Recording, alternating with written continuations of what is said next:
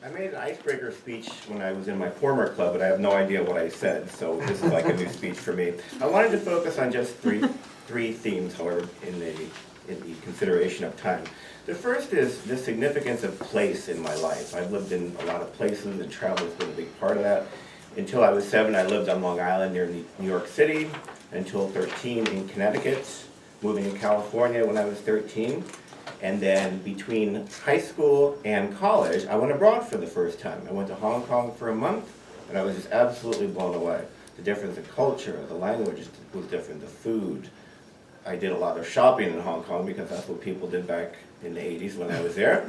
And when I came back, actually before I left, I decided I was going to go to college in Texas, in part because I wanted to go away. I felt like I should go away from home.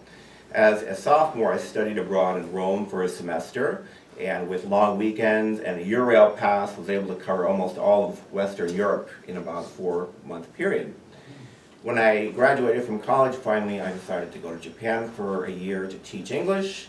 I was sent to a rural area, but 1 year was far too short. After a year, I relocated to an urban area near Tokyo, where I stayed for, amazingly, 5 additional years. Leaving only when the company went bankrupt, which was a good time, I figured, to leave and come back. Which I did. I came back, enrolled in junior college for a while, and then I went to Hawaii for 6 months to live, worked at a hotel there, a Japanese hotel, then came back again to Central California. At that point, I decided to work in retail for a while, which I did locally. Then my brother and I went back to Europe for about 6 weeks, covered almost all of Western Europe. And then I came back and worked in publishing for a while. Then I thought, I just can't stand still too long, so I finally fulfilled a dream to go to Australia, where I went for 3 months and traveled all over the place, the whole eastern half of the country.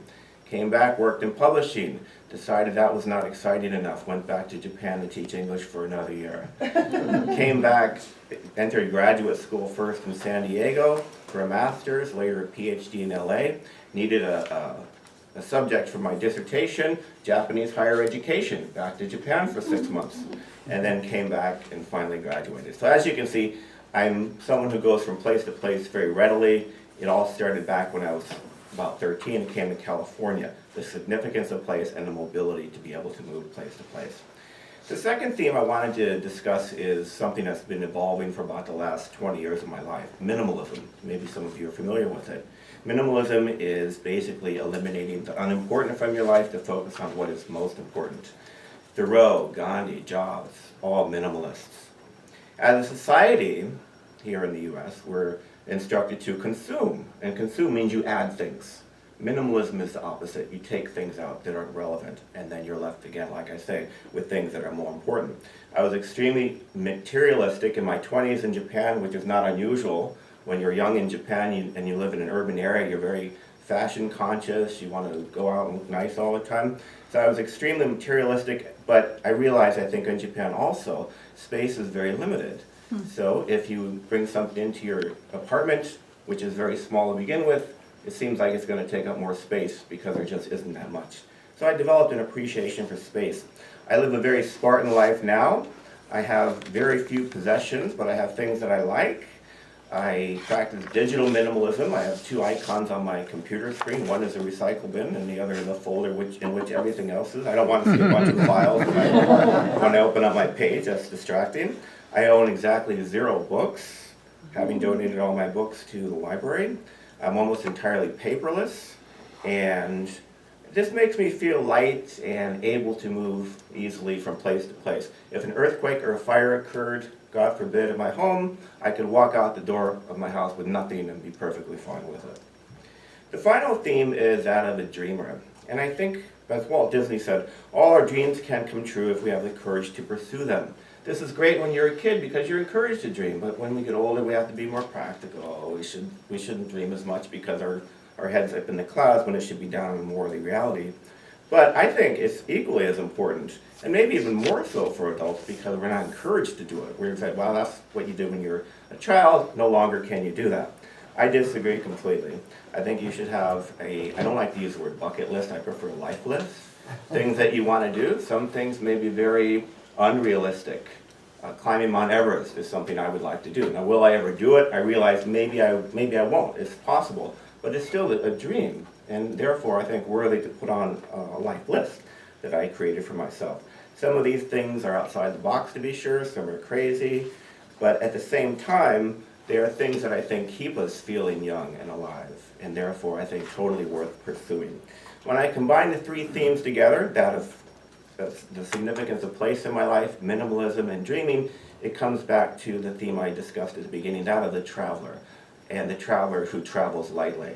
I would very much love to go backpacking in Western Australia, which I haven't seen, in Scandinavia. There's a lot of places I want to go. And when you travel, if you travel light, it's just easier to get around, you have less to worry about, and life is just simpler, but in my opinion, it's more enriching.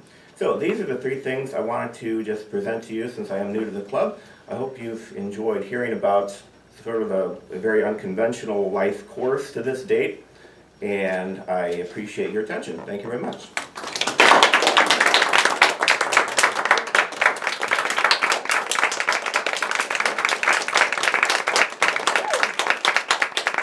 Really connecting to your audience through your speech.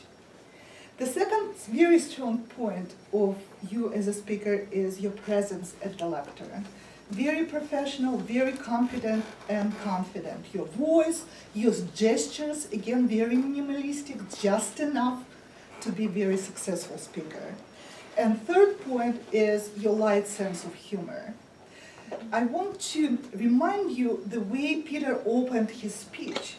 He said a very simple sentence. Actually, the manual says, think about an effective opening, some strong sentence which would draw your audience in.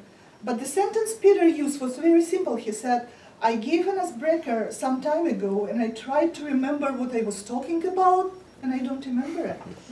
And it was very effective. It connected us to the speaker right away. It was a slight use of humor, and you did it, use this same approach several times along your speech.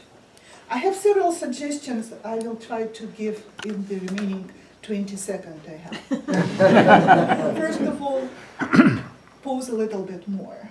I think it would let you breathe better.